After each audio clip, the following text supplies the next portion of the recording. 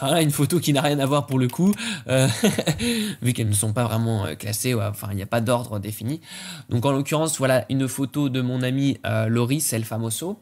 Donc Loris, voilà. Alors là, c'est une image tout simplement qui a été réalisée en setup réduit. Qu'est-ce que ça veut dire setup réduit? Bah là, tout simplement, c'était pas dans un bel appartement haussmannien, c'était pas dans un studio en éclairage naturel, c'était pas dans un studio avec plein de matos d'éclairage, de flash, pardon, de lumière continue.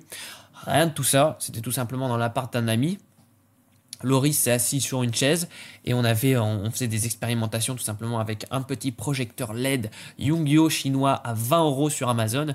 Et donc après un pote à moi a tenu le projecteur LED de Yongyo par là et bam, ça a donné ça. Donc comme quoi, avec aucune autre source additionnelle pour le coup, eh bien on peut s'amuser avec peu, on peut créer des choses intéressantes avec peu. Depuis tout à l'heure, je vous montre des réalisations dans des beaux endroits, avec des beaux éclairages, etc. Avec du matériel parfois onéreux, bien que je vous ai quand même montré pas mal de photos en lumière naturelle. Mais là, c'était juste pour vous montrer une photo en lumière artificielle, mais en mode low cost. Et qu'on pouvait tout de même arriver à avoir un bon résultat. Le problème, après des projecteurs de lumière comme ça qui sont bas de gamme pour le coup, eh bien c'est que la couleur et comment ça rend sur la peau, eh bien c'est pas d'aussi bonne qualité. Mais en l'occurrence ici, ça rend bien en noir et blanc. Donc voilà un petit peu pour cette photo que j'ai vraiment beaucoup contrasté pour le coup, pour laisser cette partie de son corps ici dans le sombre. Après le fait, la couleur de ses vêtements aussi a beaucoup joué. S'il avait été habillé en blanc, ça aurait pas du tout créé le même effet, on n'aurait pas du tout eu les mêmes rapports de contraste. Mais en l'occurrence ici c'était assez foncé, son pantalon aussi. Et une seule source de lumière a réussi à faire ça. Après, j'ai accentué un peu les cheveux avec du Dodge and Burn et j'ai allumé un reflet, un éclat de lumière dans son œil ici droit parce qu'au départ, il était que ici et je trouvais que ça rajoutait quelque chose, ça rajoutait du peps. Parce que je vais vous montrer, donc à la base, donc c'était hop. Je vous montre juste rapidement comment c'était à la base.